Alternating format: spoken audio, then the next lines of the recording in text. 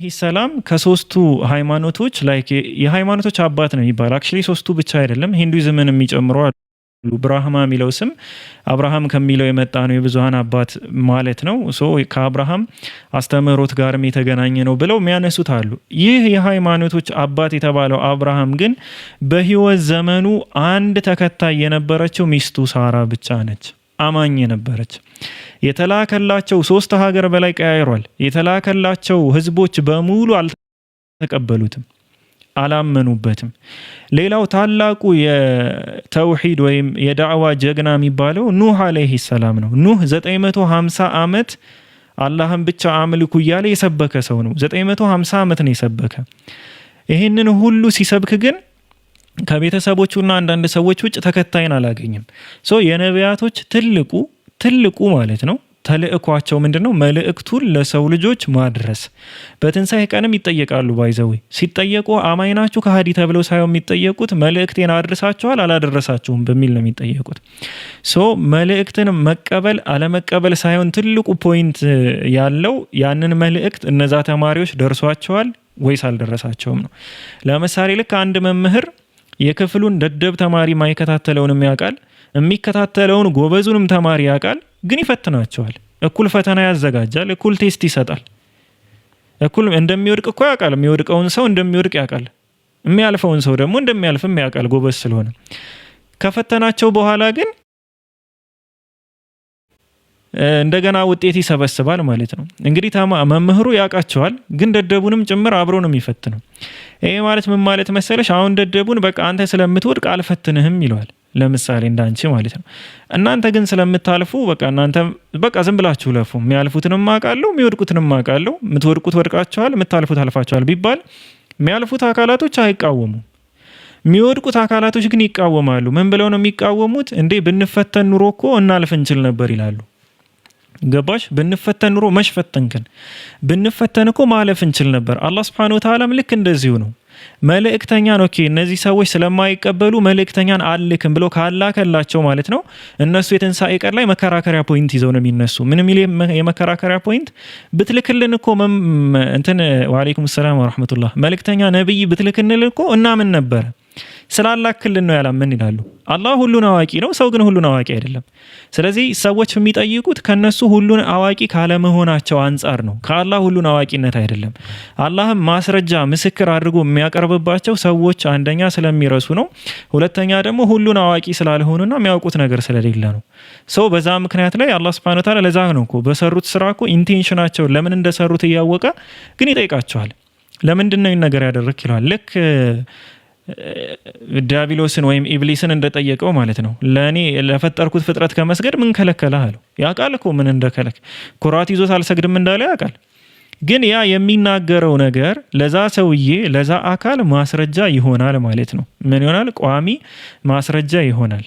ወደ ሁለተኛው ሐሳብሽ ስመለስ ኢየሱስ ክርስቶስ ያለ አባት ነው የተወለደው፣ አርጓል፣ አልሞተም። ስለዚህ እንዴት በላጭ አይሆንም ነው። እዚህ ላይ በአንድ ቁርአን አንቀጽ ልጀምርልሽና ከዛ በኋላ እናያለን። ምን ይላል መሰለሽ? በሱራ 49 ቁጥር 13 ላይ እዚህ ጋር እንደምታየው ማለት ነው። ሱራ 49 ቁጥር 13 ላይ እናንተ ሰዎች ሆይ አለ እኛ ከወንድና ከሴት ፈጠርናችሁ እንድትተዋወቁም ጎሳዎችና ነገዶች አደረግናችሁ አለ። አላህ ዘንድ በላጫችሁ አለ። አላህ ዘንድ ከእናንተ የሚበልጠው ረያን በኮሜንት አትጥመዳትማ ትስማ። ምን አርጊ ነው የምትላት? አላህ ዘንድ በላጫችሁ አለ። በጣም አላህን ፈሪያችሁ ነው።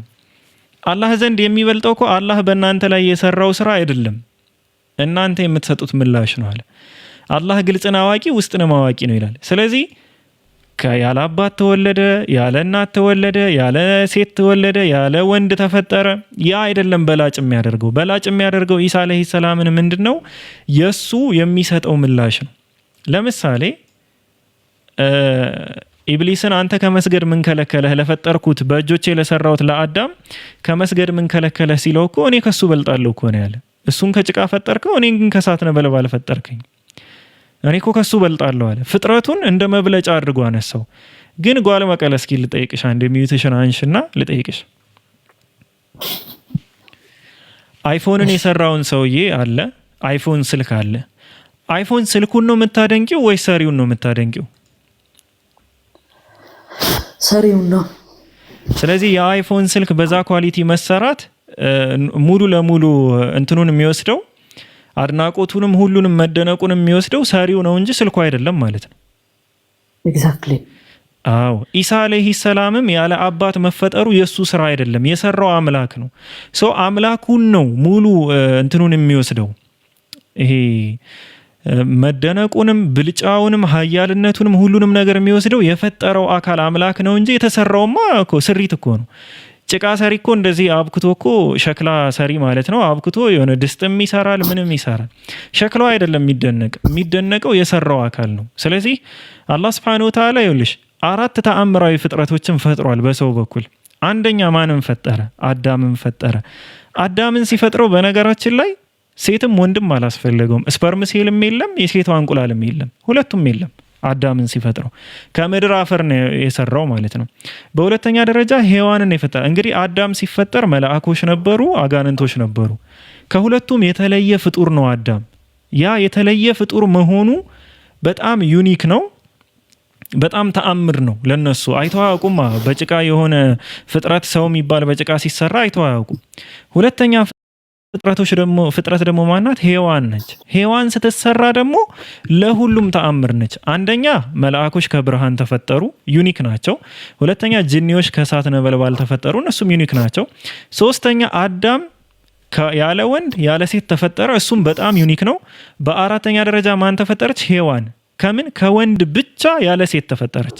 ሴት የለም እኮ ከወንድ ከጎና አጥንት ነው የወጣቸው። ሶ ለሁሉም ምን ሆነች? እሷ ደግሞ ተአምር ሆነች። ከዛ ሌላ ደግሞ ተአምር አላህ መጣ። ምንድነው ያ ሌላኛው ተአምር? ምንድነው? ከወንድና ከሴት እንግዲህ አይተው አያውቁም። አስቢ፣ ሰውን የሚያውቁት ከአፈር ሲሰራና ከጎና አጥንት ስትፈጠር ነው።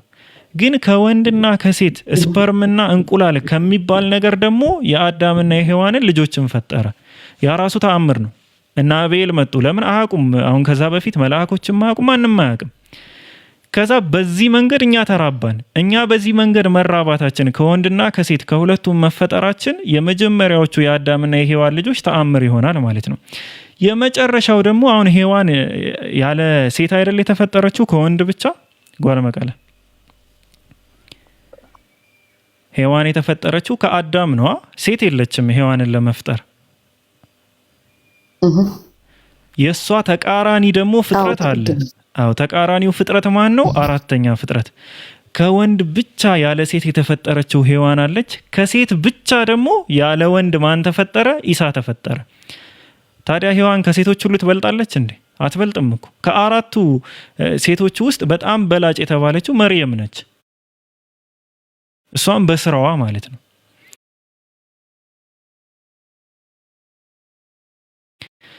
ስለዚህ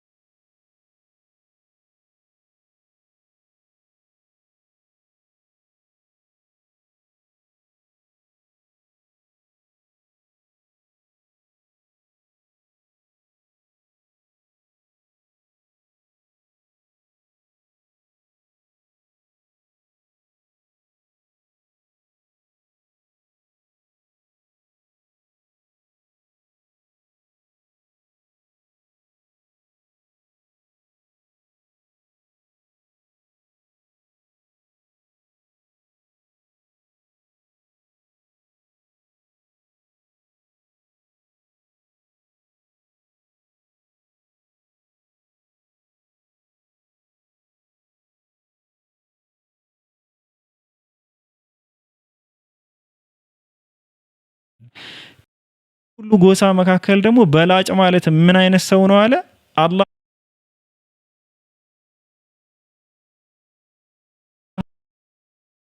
በልጣችሁም ከወንድ ብቻ መፈጠራችሁ ከሴት ብቻ መፈጠራችሁ ከወንድና ከሴት መሆኑ ያለ ወንድ ያለ ሴት መሆኑ አያስበልጣችሁም። የሚያስበልጣችሁ ግን በተሰጣችሁ ጸጋ ላይ የምትመልሱት ምላሽ ነው አለ። ታዲያ ምንድነው ነቢያችን ሰለላሁ ዐለይሂ ወሰለም በላጭ የሆኑት ሲባል አንደኛ ንጉስ ናቸው። ንግስና ሆኖ በፍትህ አስተዳድረዋል። ኢሳ አለይሂ ሰላም ንጉስ አልነበርም። ስለዚህ በፍትህ ለማስተዳደር እንኳን እድሉን አላገኘም። ያው ወደፊት ኢንሻአላህ ያገኛል ይመጣል ብለን ስለምናምን። ሁለተኛ ባል ናቸው ለሚስቶቻቸው በሚያደርጉት የሚስት ሀቅ ስቲል እስከዛሬ ድረስ ሰዎች በሳቸው አስተምህሮ መሰረት ይሄዳሉ። ኢሳ አለይሂ ሰላም ባል አልነበረም፣ አላገባም። ስለዚህ በሚስት በኩል ያለው አስተምህሮ ጉድለት አለ ማለት ነው። ምንም አርአያ አድርገው የሚይዙት ነገር አይደለም።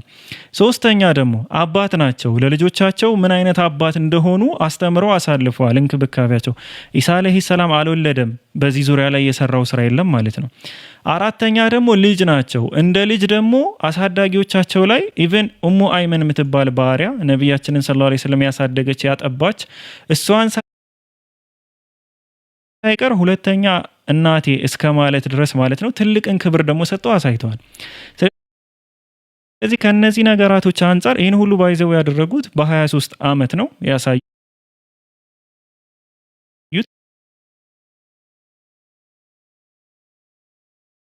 የረሃብ አድማ ተከፍቶባቸው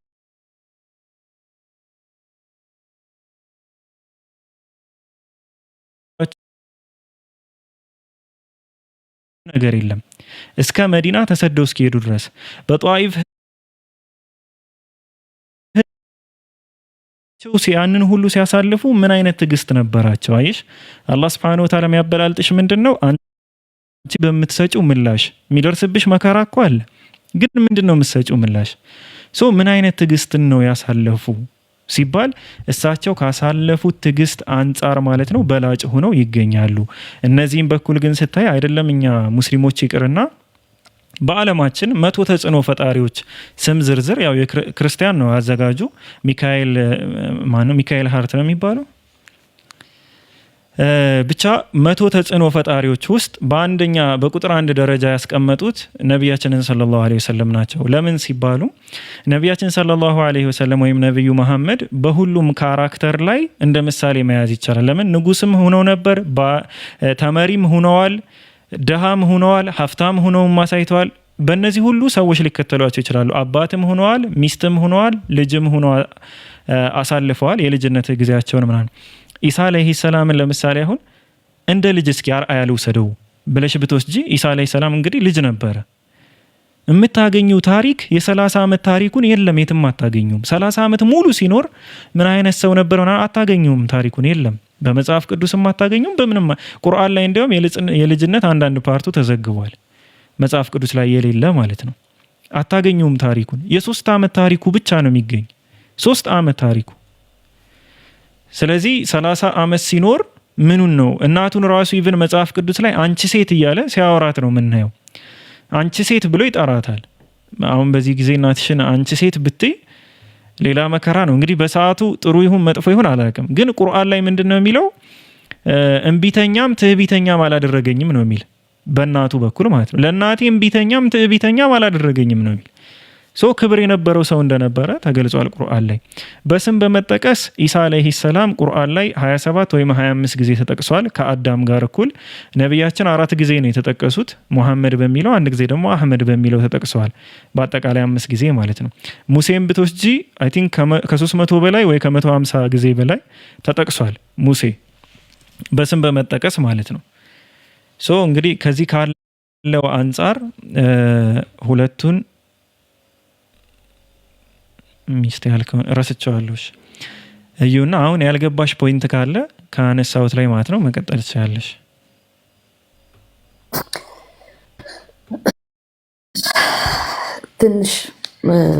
ትንሽ የገባኝ ይመስለኛል፣ ሙሉ በሙሉ ባይሆንም አመሰግናለሁ። የእንትኑ ፓርት ገብቶሻል? አሁን ለምን እሱ አይበልጥም ብለሽ ውልደቱን ያነሳሽበትና ማረጉን ምናምን እነዚህ ነገራቶች ኖርማሊ ከኢሳ ጋር የሚገናኙ ሳይሆኑ ኮምፕሊትሊ ከሰሪውና ከፈጣሪው ጋር የሚገናኙ መሆናቸው ይህን ተረድተሽዋል አይደል? እሷ ሌሎች ያረጉም ስላሉ በዛ ምክንያት ኢድሪስም አለ፣ ሄኖክ አለ። ኢድሪስ ይባላል፣ ሄኖክ አለ። በቁርአን ማረጉ የተቀመጠ በመጽሐፍ ቅዱስ ከሆነ ኤልያስ ምናምን አለ። ሳይሞቱን ያረጉ እነዛ ሁሉ ማለት ነው። ኤልያስ ምናምን አሉ፣ ብዙ አሉ። ከሞት መነሳትን በተመለከተ ከሞት ያስነሱ ኤሳው፣ የኤልያስም ኤሳውም አይ ቲንክ ኤልሳ እና ኤልያስም የሞተን አካል አስነስተዋል። ከሞት መነሳት ከሆነ አላዛርም ከሞት ተነስቷል። ብዙ ነገሮች አሉ። ዩኒክ የሚያደርገው ምንም ነገር የምናገኘው ነገር የለም እውነት ለመናገር ማለት ነው። ግን እንደዛ ማለት ደግሞ ከኳሊቲው ያወርደዋል ከተባለ ኖ፣ እሱ ነብይ ነው፣ ታጋሽ ነብይ ነው። ኡሉል አዝም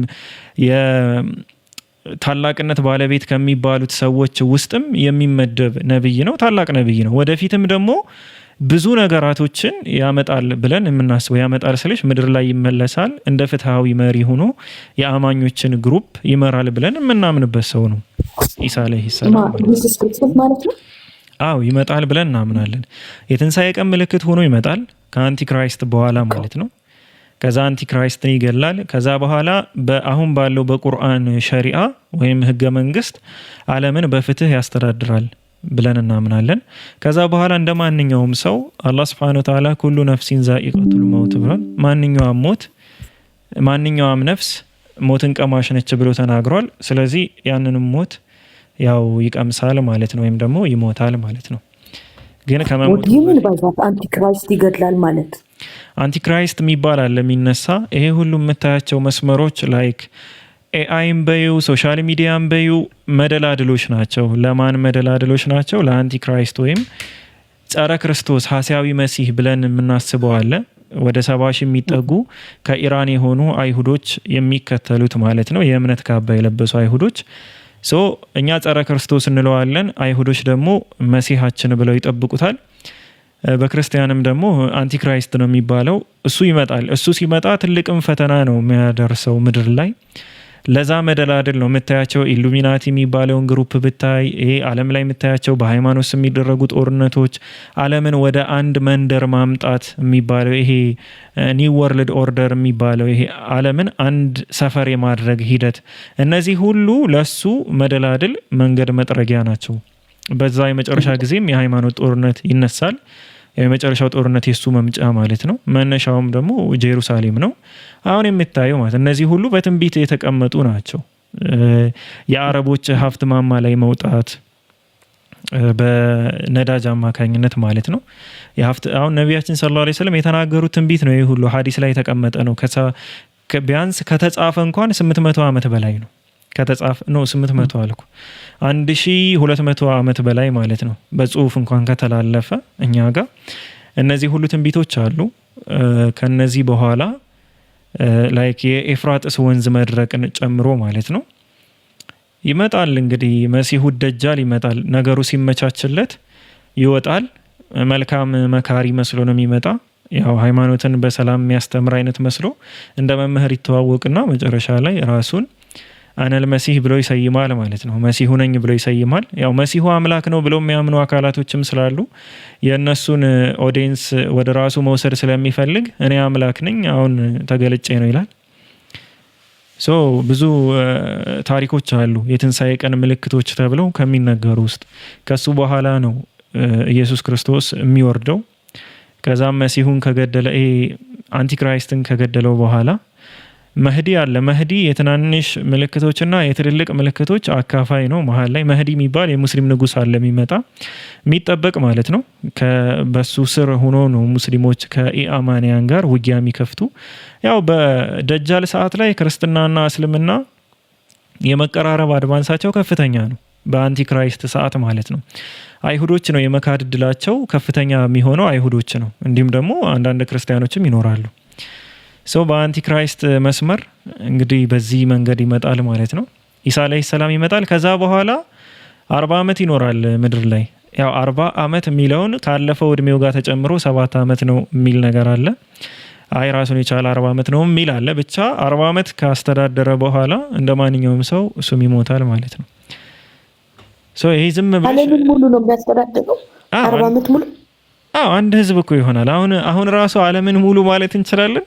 የጋራ መንግስት እኮ ኦሬዲ ያቋቋመ ነው። ከክሩሴዶች በኋላ እኮ ከክሩሲደሮች በኋላ ስውር መንግስት አለ እኮ እየመራት ያለ ዓለምን በሙሉ። አሁን እነዚህ ለፎርም ነው እኮ ፕሬዚዳንቶች የሚቀመጡት። የነዛን አጀንዳ አስፈጻሚዎች ናቸው። ስውር እጅ አለ የሚመራው ላይ ከክሩሲደር በኋላ በውስጥ የተቋቋሙ ግሩፖች አሉ። ይሄ ረዥም ታሪክ ነው።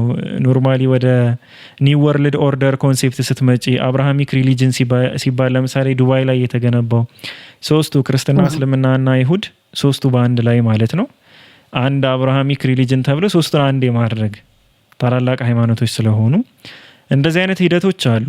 እነዚህ በሙሉ ዓለምን ወደ አንድ መንግስት የማምጣት ነው። አሁን በስውር የነበረው በኋላ ላይ በግልጽ ዓለምን ይመራል ማለት ነው።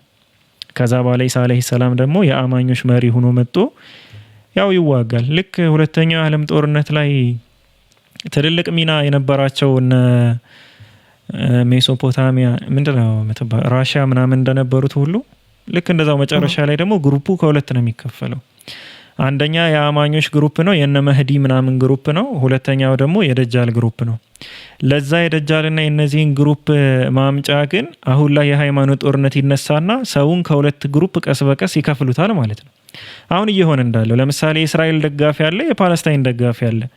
ሁለቱ ቀስ በቀስ ግሩፕ እየፈጠረ ነው። ወደ ሁለት ማህበር ብቻ እየዞረ ነው ማለት ነው። ሁለት አካል ከዛ ለሁለቱ አንዳንድ መሪ ሾምሽላቸው ማለት ሁለት ጦር ይሆናሉ። ሁለቱ ተዋግተው አንዱ ሲያሸንፍ ደግሞ አንድ ሙሉ መሪ ይሆናል ማለት ነው።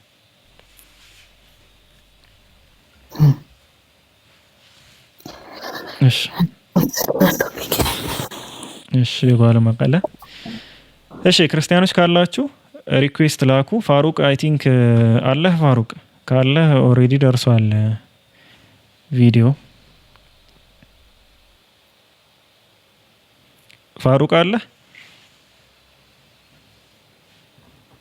የኔ ነው አዎ የላክልኝ ጠራኝ። እሺ አለ እና አስፋውና ድምፁን ሞጅሮት ናት።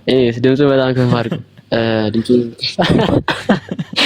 ሌላው ታነበርኩና ድምፁ ሞጅሮት ናት። እሺ ለማንኛውም ሚውት ላደርግ ነው። ሻይ አውሩበት እና ኖ ሀሳብ ተጣለ። ምንድነው ሚውት ታደርግ? አልሰማህም? ሀሳብ ተጣለ። እኔ ማርበል ወላሂ ማርበል አብረን እንበላለን። ችግር የለውም። ቲኪ እኔ ጋብዛለሁ። ለጉርስ አይሻለ? እሺ ለማንኛውም አለው እኔ ኢንሻአላህ። ዛሬም ለኢርሻዶች ግን ቀጠሮ ነበራቸው እኮ ምኑ ነው? እንጃ ቆይ እስኪ ልጥራቸው። የሚወጣው አሪፍ ነው። አዎ አይጣፍ እኔ ራሱ ብዙ ለፍልፍ ያለው። እሺ ልሞጅረው እንዴ ፒኬማ ሳዲ ቀኑ ሙሉ ሲያወራ ነው ወላሂ። ደኑን አሳርፉት ልበላችሁ። 40 ዓመት የሚገዛው ከሐሳዊው መሲህ በፊት የሚመጣው ደጉ ንጉስ ነው። ጥሩ እውነተኛው ኢየሱስ ማን ነው? እንደ እስልምና አስተምሮት ሐሳዊ ነብይ 40 ቀን ነው የሚገዛው። እሺ እውነተኛው 1 ዓመት ከ1 ወር ከ1 ሳምንት ከ1 ቀን ነው የሚገዛው እንጂ 3 ዓመት ግን አይገዛም። 3 ዓመት ግን የችግር ጊዜ አለ። እሱ ለመህዲ መምጣት ምልክት ነው። 3 ዓመት ኦኬ። ደጉ ንጉስ ያልከው መህዲ ነው የሚወል ለ40 ዓመት ይገዛል የምትለው 3 ዓመት የችግር ዘመን አለ። አይ ቲንክ 7 ዓመት ከ7ቱ 3ቱ ከባድ ነው። እንደዛ አይነት ነገር ቼክ አድርጌ ደግሞ የሆነ ቀን ያው ስለ ትንሳኤ ቀን ምልክትና ሰላም አለይኩም ወራህመቱ ወአለይኩም ሰላም ወራህመቱላሂ ወበረካቱ። በነገራችን ላይ የማህዲ የተሰየሙ ሰው እንትኖች አሉና ማህዲን ያሉ ሰዎች ነበሩ። ቢያንስ በዚህ 10 ዓመታቶች ያለፉ ወደ 300 ወይም 400 ማህዲዎች መጥቶ ነበር በራሳቸው ማለት ነው። ከራሳቸው ድረስ ማህዲን ያሉ ሰዎች ነበሩ። እቺን እንትን እንዳትረሱ ይላል።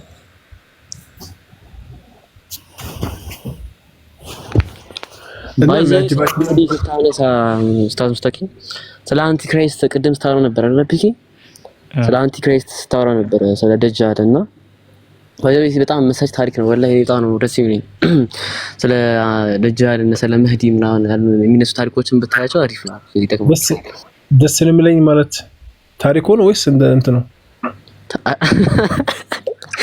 እና ይምጣሉ። ኧረ ቢስሚላህ እነዚህ ሰው ኧረ ተውን እንዴ እንኑርበት። ኤኒዌይስ ፒኬ ከፈተ እሺ ቦሴ እንደዚህ አሽሙንሙነን የምንጠራበት በእምነት አይደለም። ከዚህ ቀደም እንዳልኳችሁ ነው። በገነት ብዙ ሴቶችን ታገኛላችሁ ብለን የአጉል ተስፋ ሰተን አንጠራችሁ። ማንም አይጠራችሁም። ክርስትና እንደዚህ አይጠራንም። የለም እንደዚህ አይደለም። በደንብ ክሊር እናድርገው። እንግዲህ የወገናችን ምን እያለ መሰላችሁ? እዚህ ያላችሁ 300 ሰዎች ክርስትና የሆነ አሽሞሽ የሆነ እንድገቡ የሚያሽሞነ ምን ነገር የለውም። ይሆናል አይደለ?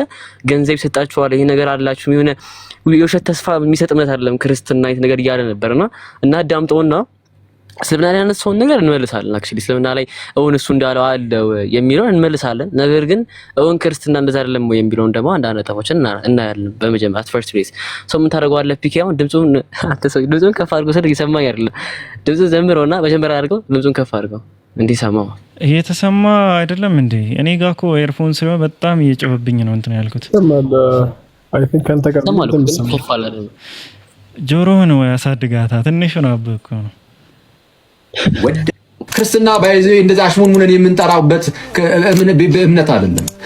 ከዚህ ቀደም እንዳልኳችሁ ነው። በገነት ብዙ ሴቶችን ታገኛላችሁ ብለን የአጉል ተስፋ ሰተን አንጠራችሁ። ማንም አይጠራችሁም። ክርስትና እንደዚህ አይጠራንም። የለም እንደዚህ አይነት ነገር። ወይም ደግሞ አንድ ጊዜ ወደ ክርስትና መጣችሁ ብትድኑ ከዛ በኋላ በቃ ዳናችሁ፣ ድንገት ብትሞቱም የምትገቡት እዛ እንደሆነ ተረጋግጧል አለቀ ብለን የማይሆን የውሸት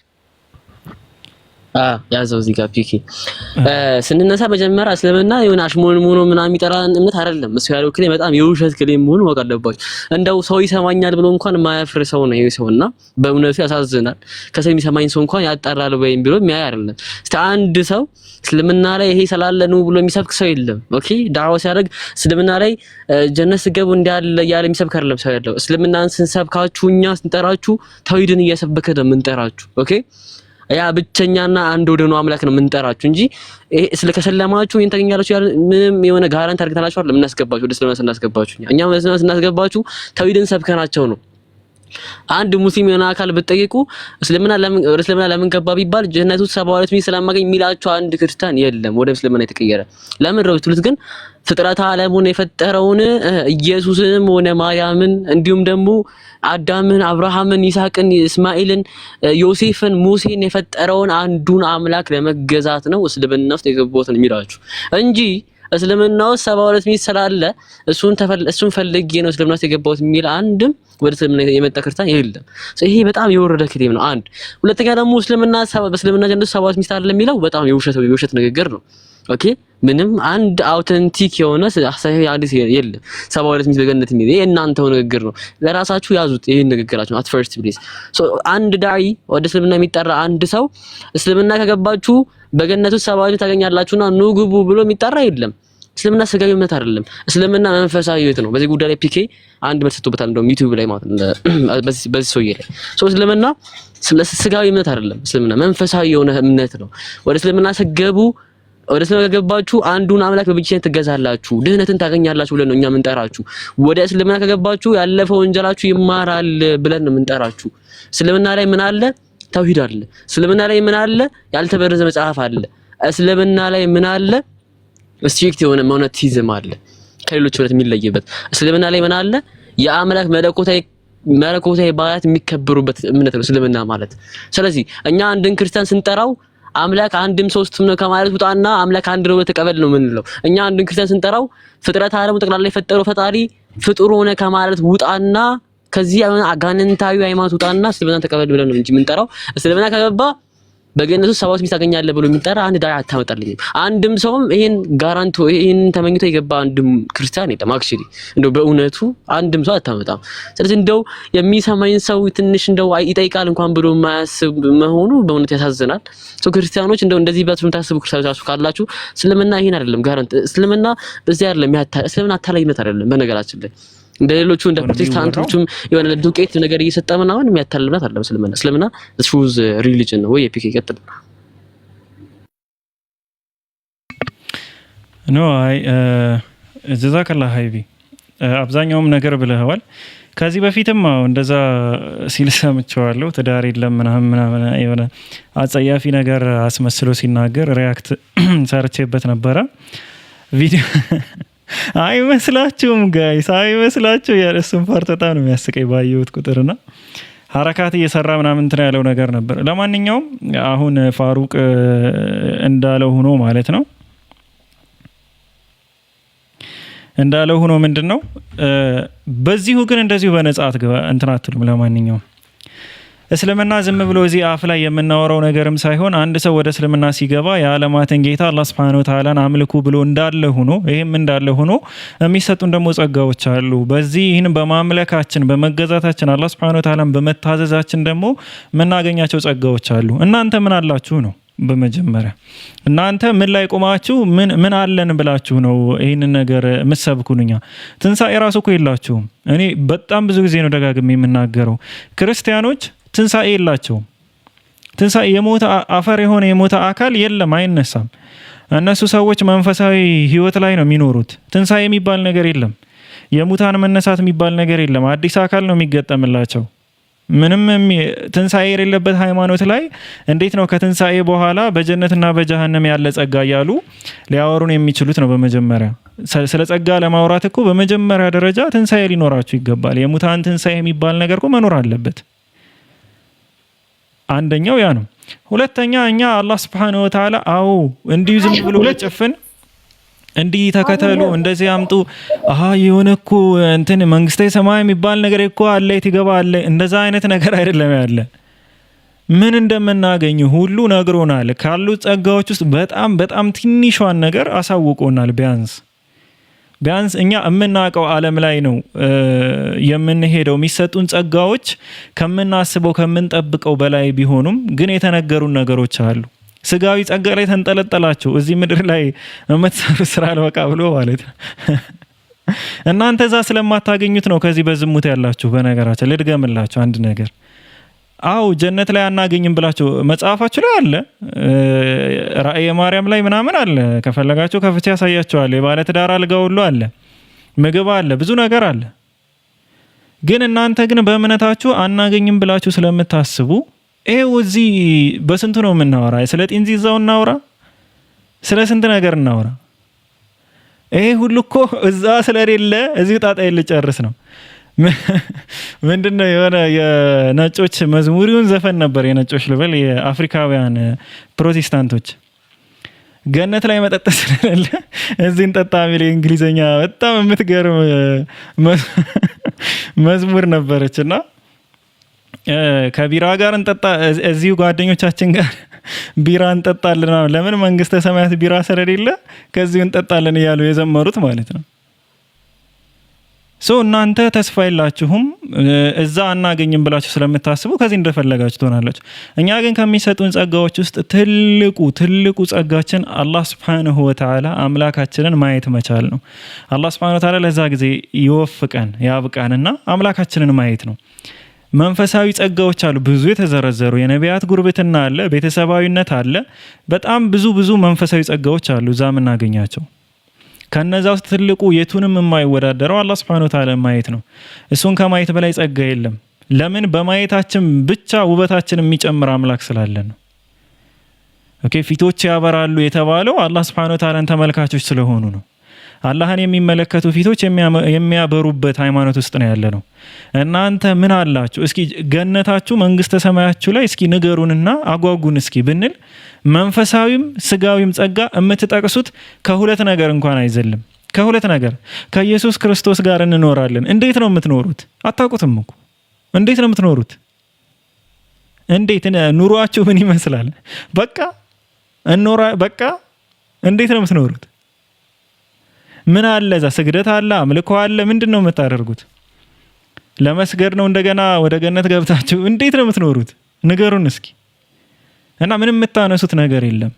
በመጀመሪያ ደረጃ እንደ በጊላ እንዲዋል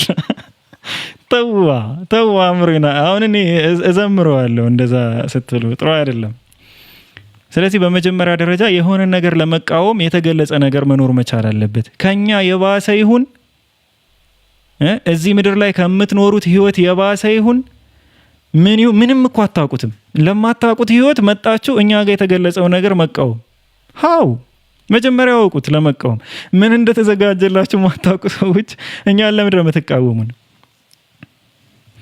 ይህን ስትሉ እኮ የሆነ በስሜታዊነት ተነሳስታችሁ የማትሰልቱ ነው የምትመስሏ። እደግመዋለሁ፣ ድጋሚ እንደዚህ አይነት ነገር የምታወሩ ከሆነ የጤንዚዛዋን ታሪክ ነው የምናመጣት። ለማንኛውም እንቀጥል።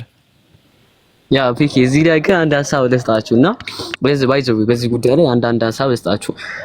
እኛ ሙስሊሞች እንደው ጀነትን መግባት የሚፈልግ ሙስሊም የለም። ሁሉም ሰው ጀነት መግባት ይፈልጋልና ወላሂ ነው የምላችሁ። ያው እኔ ሰማይን የፈጠረው ምድርን የፈጠረው ያው እኛን ሁላችንን የፈጠረው ጌታ አላህ ምስክሬን ነው የምላችሁ። ወላሂ ነው የምላችሁ። አንድ ሙስሊም ጀነት ውስጥ ገብቶ በጣም ትልቁ ፍላጎቱ ጌታውን ማየት ነው። ለስንት ዓመት ለዚህ ዓመት ሙሉ የተገዛውትን አንዱን አምላክ መመልከት ነው ትልቁ ፍላጎቱ። ነቢያችን ሙሐመድ ሰለላሁ ዐለይሂ ወሰለም መመልከት ነው። ኦኬ ልክ ገና ጀነት እንደገባ እሳቸውን ማየት ነው ፍላጎቱ። ያ ውዱን ነቢይ ለኛ ሲሉ የቆሰሉትን የተደበደቡትን ለኛ ሲሉ በሰካራም በእብድ የተፈነከቱትን ለኛ ሲሉ ድንጋይ የቆፈሩ እኔ እኮ ህዝቦቼን አፈቁኝ ወንድሞቼን አፈቁኝ ያሉትን ነብይ ለማየት ነው የፈለገው። ወላሂ ነው ያለቀሰ ነው። ያን የተከበረ ነብይ ለማየት ነው የፈለገው። እኔ ምን አይነት ነብይ ነበር መከተል የነበረው ሚለውን ለማየት ነው የሚሄደው። እሳቸውን ለማቀፍ የእሳቸው ውዴታ ይዞት ማለት ዛሬ በምድር ዓለም ላይ ሲኖር እኮ እናቴም አባቴም ለእርሶ ፊዳይን ሁሉ የሚለው ኡማ ነገ እሳቸውን ሲያገኝ እንዴት ነው እሳቸውን ለማየት ይፈልገው? አንድ ሙስሊም ገነት ገብቶ 72 ሚስት አለ ስለተባለ አይደለም ገነት የሚመኘው። አንድ ሙስሊም ገነት የሚመኘው ለስንት ለ20 ለ30 ለ40 ዓመት ይሁን የተገዛውን አንዱን አምላክ ለማየት ነው። ለእርሱ ግንባሩን ለመድፋት ነው። አምላካችን አላህ ሲገለጥ ጌታ አምላካችን አላህ ይሄን ይናገራል ሐዲስ አልቁርሲ ላይ ማለት ነው። ያ ዒባዲ ባሮቼ ሆይ ያን ይናገራል። ዛሬ ለእናንተ ምን ቀራችሁ ይላችኋል አምላካችን አላህ። እኔ ይገለጥላችኋል በዛ ሰዓት ላይ ገነት አምላካችን አላህ ሲናገር ማለት ነው። አንድ ሰው ጀነትን ሲመኝ ያን አምላክ ለማየት ነው። ለእርሱ ግንባሩን ለመድፋት ነው። አስቡት። ከምንም በላይ ወላሂ ትልቁ ምኞታችን ለዚህ ዓመት ሙሉ ስንገዛ የነበረውን አምላክ ለማየት ነው። ያኛን ውድ ነብይ ለኛ ሲሉ ብዙ ነገር የከፈሉትን ለኛ ሲሉ ከሚወዱት ሀገር የተነጠሉትን ለኛ ሲሉ የብዙ ሰው ፊት የተጋፈጡትን ለኛ ሲሉ ሳይኮሎጂካሊ የተጎዱትን ነብይ አንተ እብድ ነህ፣ አንተ ገጣሚ ነህ፣ አንተ ጠንቋይ ነህ ያው የተሰደቡትን ለኛ ሲሉ እንደዚህ አይነቱን ነብይ ለማየት ነው ፍላጎቱ። አንድ ሰው ጀነት መግባት ተፈልጎ ይሄን ነገር ለማየት ነው እንጂ እናንተ እንደምትሉት እንደው ሚስት ታገኛለሁ የለም ወፍ እንደናንተ ስሜት አይደለም። እኛ ሙስሊሞች አክቹሊ ይሄን አንድ ሪያሊቲ እንገራችሁ እና ቅድም ፒኬም ሲናገር ነበርና እናንተ አታችሁታል ባይዘው እንደው በሚስት እንኳን እንሄዳለን ሊትቢ ቢሆን እንኳን እናንተ እኮ ይሄን ነገር አሷ አታችሁታል። እናንተ ሳያጣችሁትም ነው እዚህ ዱንያ ላይ እንደዚህ አይነት መጥፎ ስራ መስሩ ያላችሁትና አላህ ይመልሳችሁ እናንተን። ግን ክርስቲያኖች ይሄን ነገር ወቁ። እኛ ትልቁ ፍላጎታችን ጀነት ስንገባ ጌታ አምላካችን አላህን ማየት ነው። ከዚህ በላይ ትልቅ ደስታ አለ እንዴ? ባላ ከዚህ በላይ ለአንድ ሙስሊም አምላኩን ከማየት በላይ ትልቅ የሆነ እርካታ አለ? ትልቅ የሆነ ደስታ አለ? አረ በፍጹም አታመጡ። የለም። ነብዩን ከማየት በላይ ትልቁን ደስታ አለ? የለም። ይሄን ውድ ስብዕና ያላቸው ነብይ። ስለዚህ እንደዚህ አይነት የወረደ ቪዲዮ ነው አስተሳሰብ አታስቡ። እናንተም ያጣችሁትን ነገር ደግሞ ስሜታዊ ሆኖ በዛ ሁሉ ሰው ፊት ይሄን ነገር መናገር በእውነቱ የሚያሳዝንና እንደው ደግሞ በዛውም አድናቆትን የሚጭር ነገር ነው። አላኩል ያህል ግን ፒኬ ወደ ሌላኛው ቆይ ይሄን ቪዲዮ ይትና ከዛ እንቀጥላለን። እስኪ በጣም ቆይቷል። አይ ቲንክ ቆይቷል መሰለኝ ከ4-5 ወር በፊት ነው ሪያክት ያደረኩበት የሱ ንግግር ነበርና ትንሽ ታስቀኝም ፓርት ስላለች አረካ ሲሰራ ማለት ነው አዳራሽ አለ ማለት ነው። የወርቅና የብር የሰማያዊ እንቁና የአረንጓዴ እንቁ የብጫ ይሄ ባይዘው ገነት ላይ ያለ አዳራሽ ውስጥ ያለ ነገር ነው። እሺ መጽሐፈ መቃብያን ላይ ያለ ማለት ነው። የነሱ መንግስተ ሰማያት የሚሉት ነው እንግዲህ። እኛ ጋር መብላት የለም መጠጣት የለም ትዳር የለም ምናምን ይመጣሉ ይሰክሱናል። እስኪ ያለውን ነገር እንየው። እንቁና የነጭ ሐር መልክ ያለው መስሉም ንጹህ ነው ይላል። ይሄ ነገር ጋይስ ግን የፈጣሪ ነው ወይስ ሰውኛ ነገር ነው? እንደዛ አይመስልም ወይ ጋይስ? አይመስልም። የምር የፈጣሪ ነገር ነው ይሄ ነገር? እንደው ሰውኛ ነገር አይመስልም። እንደው እውነት የፈጣሪ ነገር ይመስላል። ይሄ ሰውኛ አይመስልም። እኔ ይቅርታ አድርጉልኝና ይሄ እኔ ሰውኛ ነው የሚመስለኝ። ቁጥር 9 ላይ ወረድ እንላለን። በቤቱም ዙሪያ መልኩና መዓዛው ልዩ የሆነ ጣፋጭ የገነት ፍሬ ተተክሏል።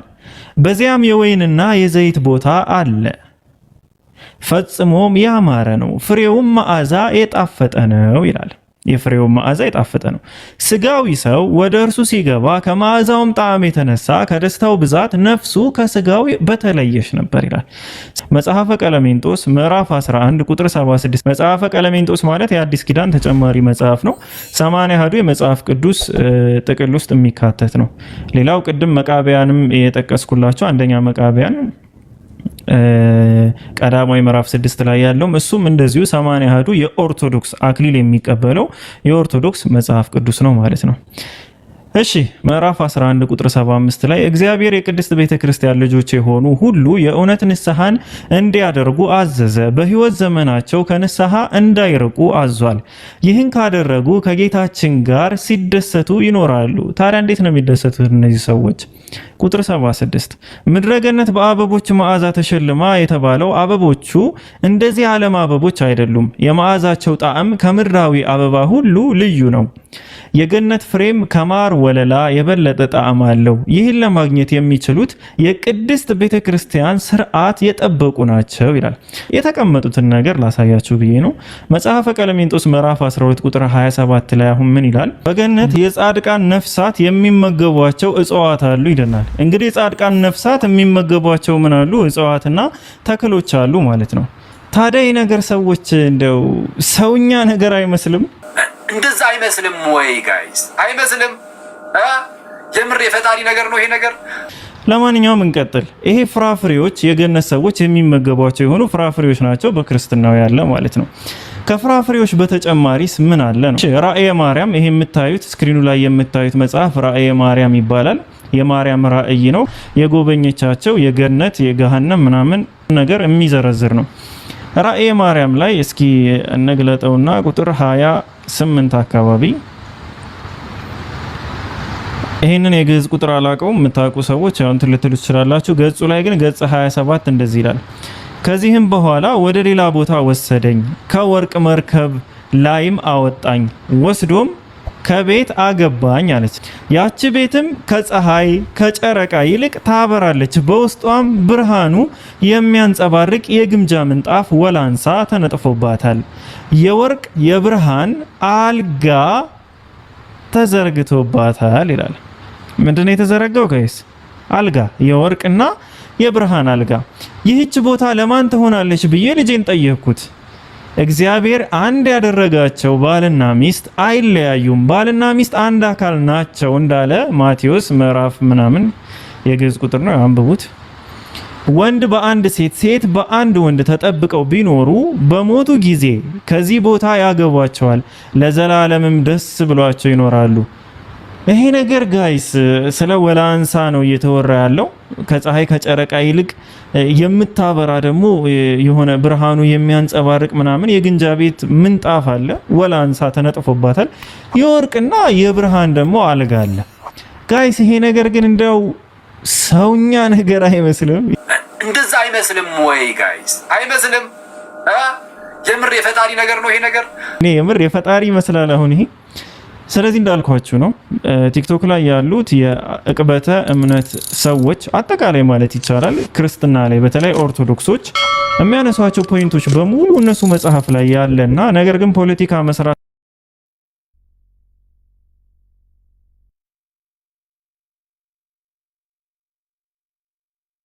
እሺ ምእመናን አይመስልም ጋይስ? ይሄ ነገር ሰውኛ አይመስልም? እና የተቀመጠ ነገር ነው። ባለ ትዳሮች የሚተኙበት አልጋ ሁሉ የተዘጋጀበት መንግስተ ሰማያት ነው ያላቸው። እኛ ጋር ሲመጡ ግን መንግስተ ሰማያት ላይ ነበሩ። መንግስተ ሰማያት ላይ ደግሞ ያው ማርያም ልትጎበኝ በሄደች ሰዓት ራእየ ማርያም ላይ ማለት ነው ልትጎበኝ በሄደች ሰዓት እንግዲህ ልጇ እንደነገራት ከሆነ ወላንሳ የተነጠፈው አልጋ የተነጠፈው የወርቅ አልጋ ለባለ ትዳሮች ነው። አልጋ ምንድነው የሚያደርግላቸው? አልጋ ምንድነው ሊተኙ ነው? ምንድነው የአልጋው ጥቅም? እኔ አልገባኝም። ሰዎች እቺ ፓርት አልገባችኝም። ሰውኛ አይመስልም? አይመስልም? እንቀጥል። ተስፋ ሰተን እንኳን አንጠራም። ክርስትና እንደዚህ አይደለም። ክርስትና አዎ ወደ ክርስቶስ ስትመጣ ድህነትን ታገኛለህ፣ ግን ከፊት ይልቅ እየተጋ መዳንህን የምታጸናበት እምነት እንጂ አንድ ጊዜ ስለዳንክ ከሞት በቃ አለቀ እዛ እንደምትገባ ተረጋግጧል የምንልበት ይህ ውሸታም ተስፋን የምንሰጥበት አይደለም። ይህ በጣም የውሸት ተስፋ አደገኛ የሆነ በጣም እንደው ዲኪ እዚህ ጋር ፕሮቴስታንቶች አክቹሊ ፕሮቴስታንቶችን የረገጣቸው እዚህ ጋር እና ኤኒዌይስ እዚህ ጉዳይ ተውትና ያው ክርስትና እየተጋ ምናምን ስራ እምነትና ስራ ኦንሊ ፌዝ ምናምን ይሄ ተውትሱ አክቹሊ ከፕሮቴስታንት ጋር የሚገናኝ እምነት ስለሆነ ነገር ግን አንተ በጥቅሉ አልዳንክም ነው ነጥብ። አልዳንክም። መዳንህን ከየት አወቅህ? ከየት አውቀህ ነው? እኛ ሙስሊሞች በግልጽ ቁርአን ተቀምጦላል እኛ እንደዳነን። አንተ ድነሃል ወይ? ድነሃል ወይ አንተ? ኦኬ እስቲ ማን ያዘዘ በዚህ እምነት ላይ እንድትሆን? ማን አዘዋል? ማንም አላዘዘም። እኛ የምንገዛው ክርስቶስ ያመለከውን አምላክ ነው። አንተ የምትገዛው ግን ክርስቶስን ነው። እኛ እናንተ ዲፈረንስ። እኛ ክርስቶስ ራሱ ብቸኛ አምላክ ብሎ የሚገዛውን አምላክ እኛ የምናመልከው፣ አንተ ግን አይ አንተን አምላክ ብለህ ይዘው እያመለከው ነው ያለው። ክርስቶስ በሰብይ ነገር ተቃውሟል። የመልቂያማ ይቃወማል። ለዚህ ነው ማዝነላችሁ ለእናንተ ወኢዝ ቃለ አላሁ ያ ዒሳ ኢብነ መርየም አንተ ቁልተ ሊናስ ኢተኺዙኒ ወኡሚየ ኢላሃይኒ ሚን ዱኒላህ ይላል ምዕራፍ 5 ቁጥር 9 አምላካችን የመልቂያማ ላይ አንተ ለህዝቦች እኔንና እናቴን ከአላህ ውጭ ያሉ አማልክት አድርገህ ያድርጉኝና ያዙኝ ብለሃልን ብሎ ይጠይቋል። በፍጹም አላልኩኝም። እኔ እንደዚህ አይነት በፍጹም አላልኩኝም። ብኖሩ አንተ ተቆ ነበረ። ለምን? ምክንያቱም አንተ ሁሉን አዋቂ ስለሆንክ። እኔ ግን ስላልሆንኩኝ አንተ እንደዛ ነገር ብኖሩ ተቀብኝ ነበር። ግን እኔ በፍጹም አላልኳቸውም። እኔ ያልኳቸው አንዱን አምላክ ብቻ ተገዙ ነው ያልኩት ብሎ ይናገራል። እኛ ምስክሮች ነን፣ ወላሂ ምስክሮች ነን። ኢየሱስ እንደዛ ነው ያለው። ለምሳሌ ማርቆስ ወንጌል ምዕራፍ 12 ቁጥር 8 ላይ እስራኤሎች ስማ ጌታ አምላካችን እግዚአብሔር አንዱ እግዚአብሔር ነው ብሎ ነው የሰበከው ኢየሱስ። ዮሐንስ ወንጌል ምዕራፍ 17 ቁጥር 3 ላይ ምንድነው ያለው? ዮሐንስ ወንጌል ምዕራፍ 17 ቁጥር 3 ላይ የዘላለም ሕይወት ብሎ ማለት አንዱን አምላክ አንተን ብቻ መገዛት ነው እያለ ይናገራል። ዮሐንስ ወንጌል ምዕራፍ 17 ቁጥር 3 ላይ ማለት ነው። ስለዚህ እኛም ኢየሱስ ክርስቶስ ጥሪን አድርሷል፣ በደንብ ነው ያደረሰው። እናንተ ግን ጥሪን አዛባችሁበት። እሱ ከሞተ ከስንት ጊዜ በኋላ ተነስታችሁ የሱን ጥሪ አዛባችሁበት። ለዛው የመልቂያ ማሪ ይመሰክርባችኋል። ማአመርተኒ ማቁልቱ ለሁም ኢላ ማአመርተኒ ቢያለ እኔ አንተ ካዘዝከኝ ውጪ ምንም አንዲት ቃል አልጨመርኩኝም አልቀነስኩኝም ያለ ይናገራል። ስለዚህ እንደው በእውነቱ ኢየሱስ ክርስቶስ ያላለውን እምነት የተከተላችሁ እናንተ በግድ አምላክ ክርስቶስ እየተከተላችሁ ሳለ እኛ ድነናል የምትሉ ከሆነ ክርስቲያኖች በጣም ውርደት ነው ለእናንተ፣ ውርደት ነው። አላህ ምስክሬ ነው ነው የምላችሁ። በጣም ያሳዝናል። ለእናንተ ማዳናችሁ ድህነት ብሎ ማለት ኢየሱስም ሆነ ሙሴ አብርሃም ያመለከውን አምላክ መገዛት ነው። እነርሱ የሰበኩትን አምላክ መገዛት ይሄ ነው ድህነት ብሎ ማለት። ሙስሊሞች በዛ ላይ ናቸው ወይ? በረንብ ነን። ሚለተ ኢብራሂም ላይ ያለ ነው። በአብርሃም መንገድ ላይ ያለ ነው። እናንተ ናችሁ? እስቲ እናንተ ናችሁ? በእነ አብርሃም በእነ ሙሴ መንገድ ላይ ናችሁ አይደላችሁ? ስለዚህ ተመለሱ። ድህነት ያለው ወደ እስልምና፣ በእስልምና ነው ድህነት ያለው እንጂ ከእስልምና ውጪ ድህነት የለም። ኤኒዌይስ ፒኬ ሐሳብ ጨምርና ሌላ ቪዲዮ ላይ እንቀጥላለን። አይ የምጨምረው ሐሳብ የለም። ጀዛከላህ። ወደድክም አልወደድክም አመለካችኋት አልከንም አላልከንም አለቀስክም አላለቀስክም እኛ የምናውቀው ግን አንድ ነገር አለ። እመቤታችን የትኛውን ፍጥረት ያልተሰጠውን ክብር አግኝታለች። ቅዱስ ሚካኤል ያላገኘውን አግኝታለች። ቅዱስ ገብርኤል ያላገኘውን አግኝታለች። አንተ እኔ በጣም ትልቅ የሆነ ከሁሉ የሚለያት በቃ የአምላክ እናት አለቀ፣ የጌታ እናት። ይሄ ትልቅ ክብር ግን የፈለጋችሁትን ልትሉ ትችላላችሁ። የሱን ፈልጋችሁልና እዚህ ላይ አክሽን ማለት ኦኬ። መጀመሪያ አካባቢ ላለውን አንድ ያሰማቸው በደንብ ግልጽ እንዲሆን ማለት ነው። ክርስትና ወደድክም አልወደድክም አመለካችኋት አልከንም አላልከንም አለቀስክም አላለቀስክም እኛ የምናውቀው ግን አንድ ነገር አለ። እመቤታችን ወደድክም ነበር ከሰማችሁ ጋይስ፣ ወደድክም አልወደድክም ኦኬ፣ አመለካችኋት አልክም አላልክም ያለ ሲናገር ነበርና አክቹሊ እኛ አላልንም። በመጀመሪያ ወገናችን እኛ ማርያምን ታመልካላችሁ አላልንም። በዚህ ጉዳይ ላይ ነገ ፕሮግራም አለ፣ እሺ እንዳትቀሩ እህቶች ጋር። ግን እኛ አላልንም። ይሄን እኛ ብለናል አላልንም። የእናንተ ቅዱስ የምትሏቸው ሰዎች ናቸው ያሉት። ለምሳሌ እና አባ ጊዮርጊስ ዘጋስጫ ናቸው ይሄን ነገር የተናገሩት። ኦኬ የአምልኮ መስዋዕት ላንቺ ይሰዋል እያሉ ለአምላክ የሚገባውን ነገር ሲያደርጉ እንመለከታለን። ራሱ አባ ጊዮርጊስ ዘጋስጫ በመጽሐፉ ላይ ማርያምን እንደ አምላክ አድርጎ ሲገዛት እንመለከታለን። ስለዚህ እኛ አላልንም። የእናንተ ቅዱስ አባቶች ናቸው ይሄን ነገር ክሌም ያደርጉት። እኛ ታመልካላችሁ አላልንም። ራሳችሁ ናችሁ ያላችሁት።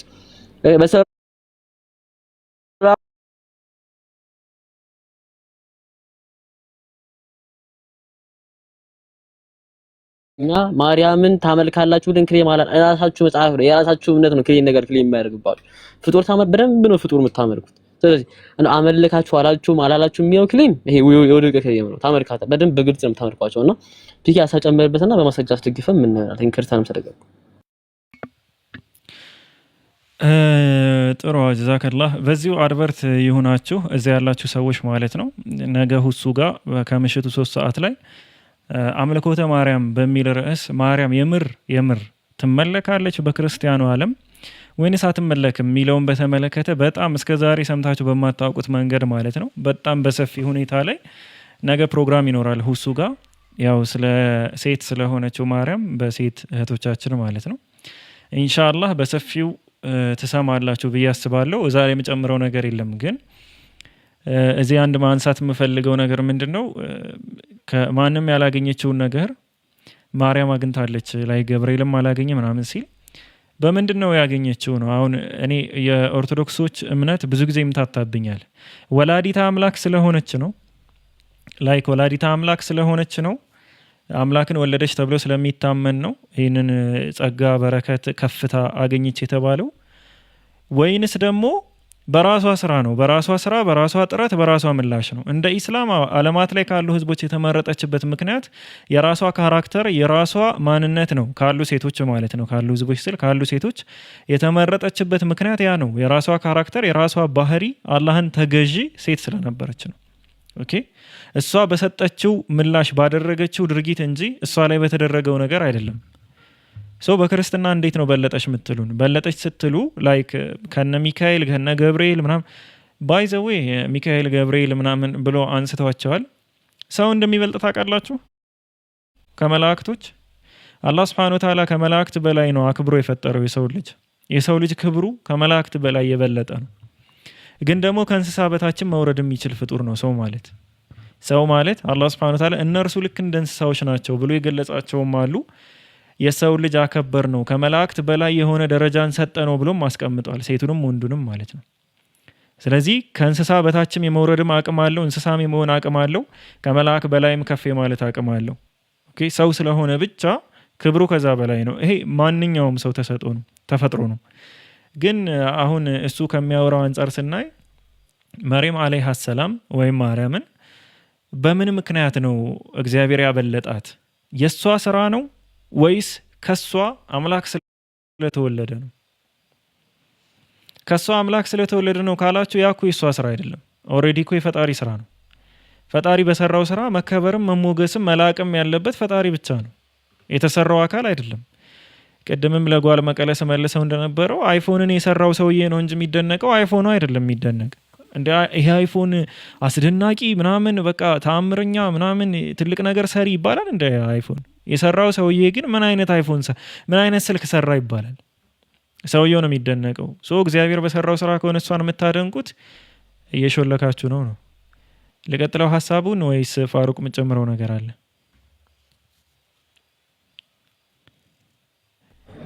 ማርኪንግ ፒኬ የምጨምረው ነገር አለ ወይስ ቪዲዮውን እንስማው? ያ አይ ቲንክ ይበቃዋል። ይሄን ነጥብ ነው ጨምር ነበር ነው። በቃ እንቀጥል። ሌላኛው ላይ እንሂድና እያንዳንዳቸውን እየረግጥን እንላለን። ኦኬ ከዚህ በኋላ ትርጉም አልባ ነው። ያ መርሐባ ሰለላሁ ዐለይሂ ወሰለም ሳይመጡ በፊት የእስልምና አስተምሮ የለም ብለህ ነው የምታምነው አንተ? በሚገባ አለ ካልክ ክሌም ፖዚቲቭ ክሌማሩ መረጃ ማምጣት ግዴታ አለበት ማለት ነው። አይ አሁን የለም ስላልከኝ አለ የሚለውን ማስረጃ አንተ ብታመጣልኝ የተሻለ ነው። እኔ አለ ብዬ አላምንማ። የሌለን ነገር ሎክ አለ ብዬ ከምሲ እኔ የለም ብዬ ስለማምን መረጃን ያልጠየቅም። ምክንያቱም ከሙሐመድ በፊት እስላም የሚባል ከና አይታወቅም በዓለም ላይ የለም ብዬ ነው ማምነው። ኖ አለ ካልክ ግን ሸምሴ እኔ እነግርሃለሁ፣ ለዘላለም ንጽጽር አቆማለሁ። እስክሞት ድረስ በጭንቅላት የተዘዝቄ ይቅርታ ጠይቃችኋለሁ። ብዙ መረጃ ያለ መጠይቅህ አንድ መረጃ አንዲት ብቻ ከሙሐመድ መወለድ በፊት አይደለም ከመወለዱ ተወልዶ እንኳን ከ40 ዓመቱ በፊት አንድ መረጃ ብቻ ሙስሊም የሚባል ሃይማኖት አለ የሚል አንዲት መረጃ ብቻ ከመጣ የፈለከው አደባባይ ላይ ልብሴን አውልቄ ተዘዝቄ እሞታለሁ። ይቅርታ አንዲት መዘግዘቅም የለብህም። ከመጀመሪያው ስንነሳ አንተ ኢሳያስ ሊሆንብን ምን አልከኝ? ፒኬ ኢሳያስ ሊሆንብን ነው ደግሞ ለተአምር ነው ያወለቀ ልብስ እንዳይሉ እንጂ በነገራችን ላይ ጉማሬ ከምታየው ብዬ ነው እንትን ያልኩት ብዙ እንትን እንዳይላችሁ። ቀጥል ሀቢቢ። የዚህ ልጅ ሮስት ወላሂ ከባድ ነው። ፒኬ ከፊዚ ጋር ታውቃለህ ሜጋ ሜን ይላል። አሁን ደግሞ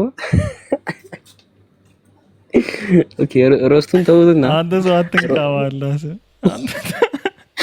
ተስራት ይኖረ ሜጋ ሜን እንዳለ። እሺ ለማንኛውም ቀጥል ሀቢቢ ቀጥል። ኦኬ እንግዲህ ሄዳ ቆም ምን ሲሰጣችኋል? እስልምና ከነቢ መሐመድ ሰለላሁ በፊት ለመኖሩ ምንም አይነት ኤቪደንስ የለውም የሚል አይነት ክሌም አድርገዋልና ከጀምሮ ስነሳ ጥያቄው ምን አይነት ውድቅ ጥያቄ መሆን እንጀምር። አንደኛ ነገር እስልምና ከነቢ መሐመድ ሰለላሁ በፊት አለ በደንብ ነው ያለው፣ ማስረጃ አለ በደንብ አለ። ለምሳሌ አብርሃም ሙስሊም ነበር፣ ቁርአን ላይ ተገልጿል። ይሄን እነ ኢሳያስ እነ አሚን እነ ኢስሐቅ እነዚህ ጠቅላላ ሙስሊሞች እንደነበሩ ጌታ አምላካችን አላህ ቁርአን ላይ አስፍሯል። ስለዚህ ከነቢ መሐመድ ሰለላሁ በእስልምና እንደነበረ ቁርአን ላይ ተናግሯል። አይ ቁርአን ማስረጃ ማን አይችልም ካልክ በደንብ ለምን ነው የማይችለው? የመጀመሪያ ጥያቄያችን ይሄን ነገር ማን ነገረ ካልከኝ ጌታ አምላካችን አላህ ይነገራል። አላህ ማን ነው ካልክ አላህ ሁሉን አዋቂ የሆነ አምላክ ነው። በእነ አብርሃም ጊዜ ነበረው፣ በእነ ኢየሱስ ጊዜ፣ በእነ ኢስሐቅ ጊዜ፣ በእነ ኢስማኤል ጊዜ፣ በእነ አዳም ጊዜ ነበረው፣ ከነሱም በፊት የነበረው አምላክ ነው ይሄን ነገር ይነገረኝ። ስለዚህ እንደው እስልምና ከነቢ መሐመድ በፊት እስልምና ለመሩ ሂስቶሪካል ኤቪደንስ አምጣው የሚራሳ በፍጹም አያስኬድም። በፍጹም ነው የማያስኬደው። ለምን ሙስሊሞች ጋር ስመጣ ሙስሊሞችን ስትጠይቃቸው የሙስሊሞች ጠቅላላ መልሱ ምንድነው? ቁርአንና ሐዲስ ናቸው። ከሱ ነው የሚሰጡ። ቁርአን የአምላካችን ያላህ ቃል ነው። አምላክ ለተናገረው ንግግር ሂስቶሪካል ከአምላክ ከዛ ውጪ ማስረጃ ያስፈልጋል የሚለው ክሌም በጣም ውድቅ የሆነ ክሌም ነው። ምክንያቱም አምላክ ሁሉን አዋቂ ስለሆነ ታሪክ ከምትለው በፊትም የነበረ አምላክ ስለሆነ አምላክ ሁሉን ነገር የሚያውቅ ስለሆነ ከታሪክ ጻፊያን በፊትም የነበረ አምላክ ስለሆነ ለምሳሌ እኔ በዚህ ጉዳይ እንደውም እንደምሳነድ ላመጣልህ አንድ አትመልሱልኝም። ወላሂ ነው ብላችሁ ክርስቲያኖች መጽሐፍ ቅዱስ ላይ ኦሪት ዘጸአት ምዕራፍ 28 ላይ ምን ብሎ ይናገራል? እስራኤል ግብጽን ለ400 ምናምን ዓመታት እንደገዛቻት ይናገራል። ከዛ ከመጽሐፍ ቅዱስ ውጪ ያን ታሪክ እስቲ አንድ ታሪክ ነው ሰጃምጡ ለዛ ታሪክ ከመጽሐፍ ቅዱስ ውጪ ታመጣላችሁ? ታመጣላችሁ? አታምጡ። በፍጹም እኔ የፈለጋችሁትን ጊዜ ሰጣችኋለሁ፣ አታመጡልኝም። በፍጹም አታመጡ ሂስቶሪካል ኤቪደንስ ለዚህ ክሌማችሁ። ስለዚህ መጽሐፍ ቅዱስ ያሉ ግን ታሪክ የሌሉ በጣም ብዙ ማስረጃዎች አሉ፣ በጣም ምንጤፍ የሚሆኑ። ስለዚህ እና ያ ታሪክ ውሸት ነው ማለት ነው? መጽሐፍ ቅዱስ ዋሽቷል ማለት ነው? ነው አይደለም። ታሪክ ያን ነገር አልተናገረም ማለት እምነትን መለኪያ ታሪክ ሊሆን አይችልም። በፍጹም ታሪክ የአንድን እምነት መለካበት ሚዛን ሊሆን አይችልም። ቁርአን ይሄን ነገር ተናግሯል። ቁርአን የማን ቃል ነው? የአላህ ቃል። አላህ ማን ነው? በእነ አብርሃም በእነ ይስሐቅ በእነ እስማኤል ጊዜ የነበረ ሁሉን አዋቂ የሆነ አምላክ ነው። ሶ በእነሱ ታይም የነበረው አምላክ እነሱ ምን አይነት እምነት እንደሚከተሉ ያውቃል፣ ነገረን ያን እምነታቸውን ማለት ነው። እና ለሱ ክሌም ማስረጃ ኤክስተርናል ኤቪደንስ ያስፈልጋል ማለት ይሄ በጣም ውድቅና ማንንም ሰው ሊቀበለው አይምሮ ሊቀበለው የማይችል ጥያቄው ከጀምሮ ራሱ ውድቅ ነው። መሰረት የሌለው ጥያቄ መሆኑን ማወቅ አለባችሁ ነው። ልክ እኛ ተመሳሳይውን መጽሐፍ ቅዱስ ላይ የምንጠይቃችሁ እንደማታመጣት ሁላ እንደው የሆነ የመስዋዕት እንትን ተደብቃችሁ ድንጋይ አትወሩ ነው። ቢኮዝ ያ ድንጋይ እናንተ ላይ ተመልሶ ያወድማችኋልና ማለት ነው። ኤኒዌይስ ፒኬ ሀሳብ ጨምር። አው ያው በተጨማሪ ከተነሳው ሀሳብ ማለት ነው መጨምረው ነገር ምንድነው አብርሃም ለማለት እኮ እስኪ ስለ አብርሃም ራሱ እሱ እንደውም አንዳንድ ታሪኮችን ምናምን አነሳ። አብርሃም የሚባል ሰውዬ ለመኖሩ እስኪ ከአብርሃሚክ ሪሊጅን ከሚባሉት ውጭ በተለይ በሱ ዘመን ኤግዚስት የሚያደርግ ከሙሴ በፊት የነበረ ምንድነው ያላችሁ ምንጭ ነው?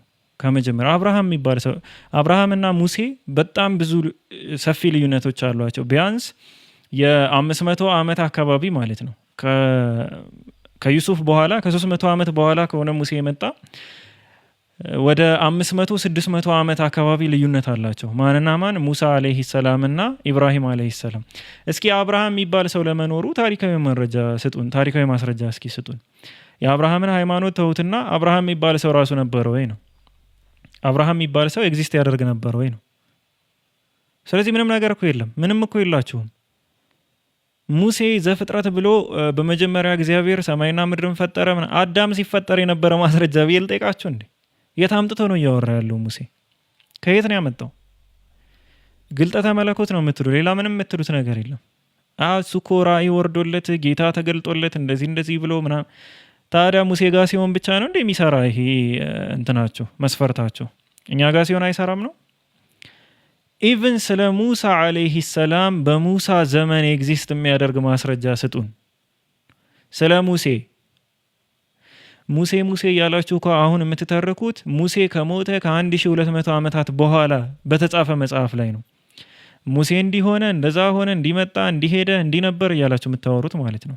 ሙሴ ከሞተ ከ1200 ዓመታት በኋላ በተጻፈ መጽሐፍ።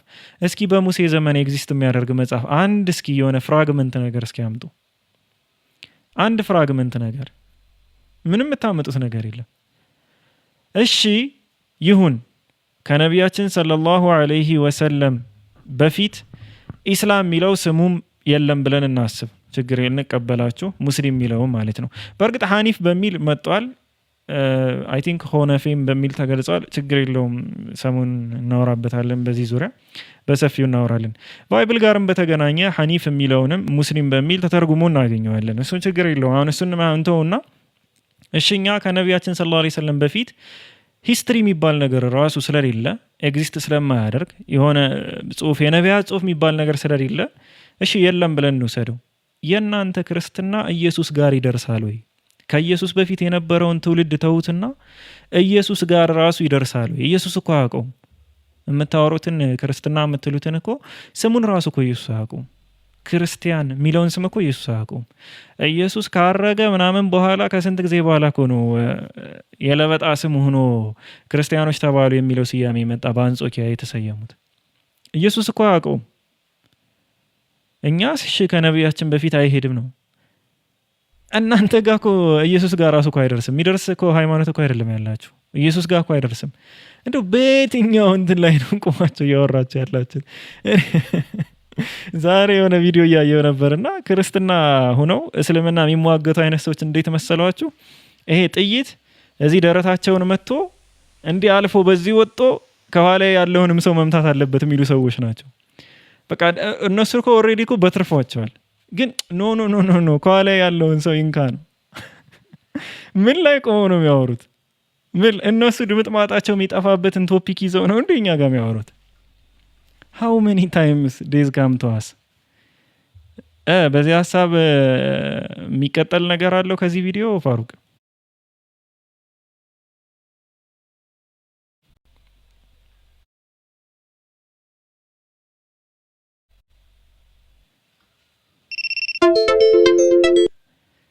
ፐዝል መጣ። ስንት ሰዓት? 7 ሰዓት ሆነኝ ላይቭ ላይ። አላህ አላህ። ፋሩቅ አለ?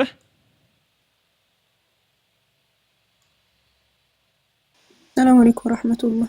ወአለይኩም ሰላም ወራህመቱላሂ ወበረካቱ። መወዳ እንዴት ነሽ? አሁን ወጣ ተመልሶ ይመጣል እንዴ?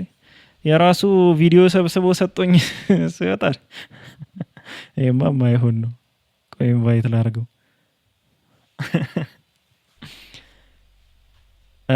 ባይ ዘ ዌይ 20 ደቂቃ ነው የምንቆየው። 22 ደቂቃ ማለት ነው። 4 ሰዓት ላይ ሲል እኔ መዝጋታ ለዛ ነው ዙሁር የገባሁት። አልሐምዱሊላህ ተሟችቶኛል። አይ ቲንክ ዙሁር ላይ መግባት ብዙዎቻችን የሚመች ከሆነ እንቀጥላለን። እሺ ፋሩቅ፣ ከዚህ ቪዲዮ ላይ የምታነሳው ሌላ ሀሳብ አለ ወይ ስላሳለፈው? አፎን ፒኬሺ ስልኬ ስታካክቶ ነው የወጣው። ችግር የለውም። አንተ በጣም ረግጠህ ነው ያወራውና ፒኬ ወላሂ በጣም ጠቃሚ ትምህርት ነው። አክቹሊ ክርስቲያኖች ይሄን ሀሳብ ድጋሚ አታንሱ። በዚህ ጉዳይ ላይ የውይይት ጥሪ ተጠርቶ ነበር። ባይ ዘ ዌይ ሂስቶሪካል ኤቪደንስ የሚለው መሰረታዊ ነገር ነው ወይ ለእምነት የሚለው ላይ ጥሪ ተጠርቶ ነበር። አልመጡም። አራ ኩል አድርገን ምንም መሰረት የሌለው መሆኑን ማወቅ አለባችሁ ነው። ሶ ይሄ ሀሳብ ላይ ረግጠን እንለፍ። አልቋል። ከዚህ በላይ ምንም አይዲያ የለውም። ፒኬ እንቀጥል እስቲ። ይላኛውን እኔ ቃሉ የማን ነው መቻልኩሽ? ከሰው የተጻፈ አንድም ነገር የተደረገ ነገር የለም። ስለዚህ ቁርአንን መጽሐፉን ሰው ነው የጻፈው ወይንስ አላህ ነው የጻፈው? ሰው ቢጽፈውም የአላህ ቃል ነው። እኔ ማን ነው ቃል አልጠየቅኩሽም እኮ። ሰው ነው የጻፈው አይደለም? ሰው ነው የጻፈው። ጎበዝ አቃቃ እንደወረደ ወደ ታዲያ ምንድን ነው እሱ የምትይው? የኛ ከላል ተጻፈም አልጻፈም ምናምን ይሄ መፈክራችሁን ተውት። ድሮ ያለፈበትን መፈክር መስጊድ የሰማችሁትን እዛችሁት አትምጡ። ቁርአንን የጻፈው ለክርስቲያን እንደሆነ ባሳይሽስ? ቅድም ማለት ነው። ቅድም ስለ አንዴ አሁን እዚህ ጋር ምን አይነት ነገር ነገር ይሄ መስጊድ የሰማችሁት አለ የትኛው መስጊድ? አረቢስ ምን አይነት ሰው እንደሆነ እኮ እነዚህ ወላሂ ነው። ለዚህ ነው በእኛ ፊት የማይቆሙት። በነገራችሁ ላይ አሁን የትኛው መስጂድ ነው ቁርአን በአላህ ተጻፈ በምድር ላይ በአላህ ተጻፈ ብሎ የትኛው መስጂድ? እኔ በጣም ነው እኮ የሚያስቁት እንደዚህ ሜጋ ማይንዶች። ቀጥል እስቲ። ወላሂ እኔ ሳቂ አምልጦኝ ሁሉ ሚዩት አደረኩ። አላህ ነው የጻፈው ወይስ ሰው ነው የጻፈው ሲል ማለት ነው። ቁርአን የአላህ ቃል ነው ስንል ይሄን ያክል ጊዜ ይሄን ያክል ዘመን ኑሮ ሰውዬ ተጽፎ ተጠቅልሎ የተጣለ መጽሐፍ አድርጎ ነው እንደሚያስበው ስቲል እስካሁን ድረስ ይሄ ነው ስለ እስልምና ያውቃል ብለው የሚያስሞግቱን። እንደዚህ ነው ነገሩ። ጥሩ ነው።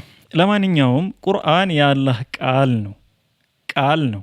ደራሲውም አላህ Subhanahu Wa Ta'ala ራሱ ነው፣ ባለቤቱ ኦነሩ ማለት ነው። ታዲያ ቁርአን በሚወርድበት ሰዓት ነቢያችን ሰለላሁ ዐለይሂ ወሰለም ላይ ቁርአን ሲወርድ የእሳቸው ሰሃባዎች ይጽፋሉ፣ ያጽፋሉ። ከዛ ካጻፉ በኋላ እንዲያነቡላቸው ያደርጉና የተሳሳቱትን ነገር ያርሟቸዋል። ቁርአን እንደዚህ ነው በጽሁፍ ደረጃ የመጣው። እኛ እኮ የቁርአን ፕሪዘርቬሽን ወይም መጠበቅን ስናወራ እኮ እንደ ትልቅ ኤቪደንስ እኮ እንትን አናቀርብም። እኛ ማኑስክሪፕት ምናምን እኮ ፍራግመንት ምናምን እንደዛ አይደለም እንደ ኤቪደንስ የምናሳየው። ትልቁ ኤቪደንሳችን እኮ እኛ ቁርአን ሂፍዝ ነው። ሂፍዝ ስለሚባለው ነገር ካላወቃችሁ ሙተዋቲር በሆነ መንገድ የወረደ የተላለፈ ከትውልድ ወደ ትውልድ የመጣ ሂፍዝ ነው። ያው በዚህ ብቻ አንቆምም። በእርግጥ ፈርስት ሴንቸሪ ኦፍ ሂጅራ ላይ የመጀመሪያው ሂጅራ ሴንቸሪ ላይም እንትን ማኑስክሪፕቶችም አሉ፣ ችግር የለውም። ግን ያ ራሱን እንደ መጀመሪያና እንደ ትልቅ ኤቪደንስ አይደለም የምንቆጥረው። የመጀመሪያውና አይ ነገር ድምጽ አይደግምም፣ እሺ ተሻሽሏል ማለት ነው። የመጀመሪያና ትልቁ ኤቪደንሳችን ለኛ የሂፍዝ ኤቪደንስ ነው። አሁንም ድረስ ቁርአንን በአእምሯቸው የያዙ በልባቸው የያዙ ሰዎች ስቲል እስካሁን ድረስ ምን አላቸው? ሰርቲፊኬት አላቸው፣ ኢጃዛ አላቸው። ያ ነገር ሂዶ ስሙ ማን ከማን ተማረ እያለ ቀጥታ ሂዶ ነቢያችን ሰለላሁ ዐለይሂ ወሰለም ጋር የሚደርስ ማለት ነው። የትኛውም ሃይማኖት ላይ የምታገኙት ነገር አይደለም ይሄ።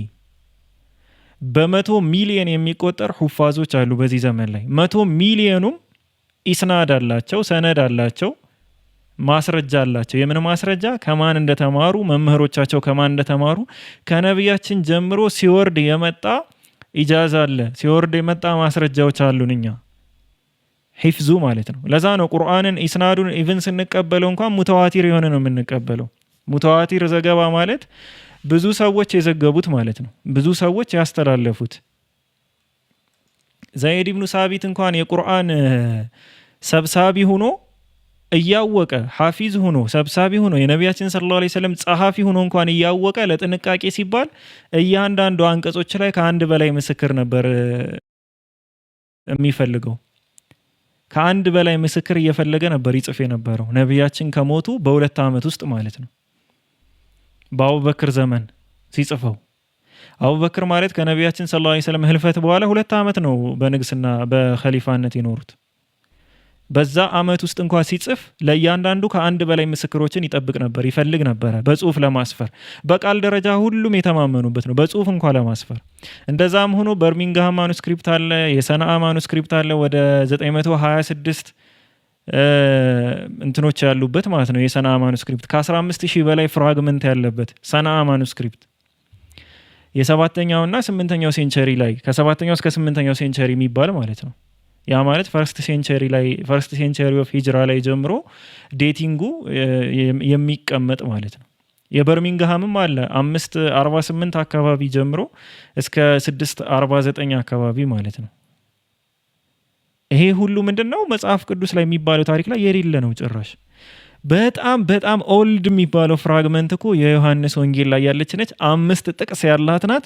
እሷም ከኢየሱስ ክርስቶስ ህልፈት ከ90 እስከ 110 ኤዲ ድረስ ተጻፈች ተብሎ የሚታይ ነው። ከኢየሱስ ክርስቶስ እርገት በኋላ ከ90 ዓመት በኋላ ማለት ነው። እሷም ያቺ ፍራግመንት ምንም ነገር እኮ የለም። ምንም የቃል በቃል እንትን የለም፣ ምንም ነገር የለም። እና ሀቢቢ የምትቀጥለው ሀሳብ መወዳ የምታነሺውም ሀሳብ ካለ ሀሳባችሁን አንሱና ቪዲዮ የሚቀጥል ከሆነ እንቀጥለው። ሰላም አለይኩም። ወአለይኩም ሰላም ወራህመቱላሂ ወበረካቱ። እዚች ላይ ትንሽ ብቻ እንትን ልናገር፣ ድምጽ የሚሰማ ከሆነ ቆራርጣለህ። ትሰማለህ ሀቢቢ? ያንተ ለኔ እኔ ይሰማል። ቀይ አብርቷል። አሁን ላይ ቀይ አብርቷል ኔትወርክ ግን ይሰማል። ለምሳሌ አሁን አብዛኛው ጊዜ ይሰማል። ምንድነው አብዛኛው ጊዜኛ መጽሐፍ ቅዱስ የእግዚአብሔር ቃል ነው ወይስ ማን የጻፈው ምናምን ብለን መንገድ ላይ ስለሆንኩ ነው። መጽሐፍ ቅዱስ የእግዚአብሔር ቃል ነው ማን የጻፈው ብለን ስንጠይቅ እኮ ምንም ተጨባጭ መረጃና ምንም ነገር ስለሌለ ነው። በዛ ተመሳሳይማ የሚጠይቁት ቁርአንን ማን ጻፈው አይደለም ነገሩ። አሁን ቁርአን የማን ቃል ነው ብሎ ቢጠይቁ ማስረጃው አለ። ጸሐፊ እስከተባለ ለእያንዳንዱ ነገር እንትን አለ። መጽሐፍ ቅዱስ የእግዚአብሔር ቃል ነው ለመባል እንኳን አያስኬድም። ኦኬ በመናነሳቸው አርጉመንትስ ላይ መጽሐፍ ቅዱስ የእግዚአብሔር ቃል ነው ብሎ ለመመለስ እንኳን መጽሐፍ ቅዱስ ራሱ መልስ የለውም። እነሱ ራሱ ደፍሮ ይመልሱበት ነገር የለም።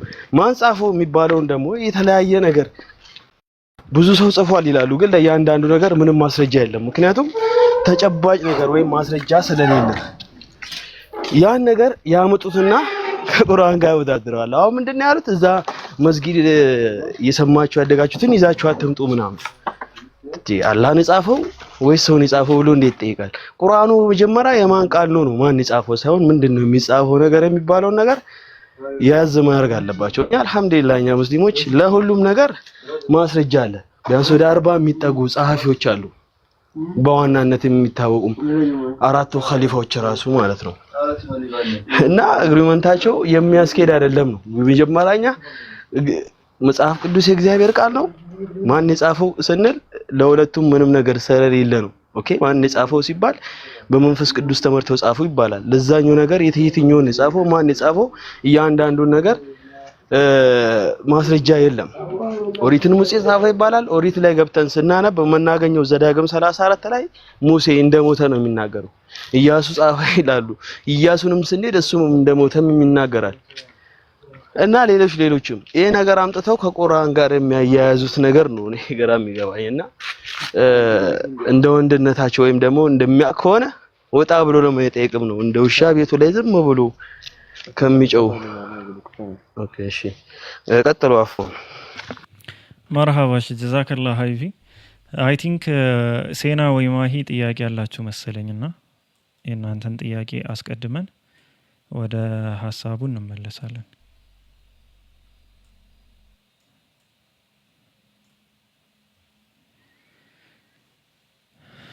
ማሂ ያለሽ?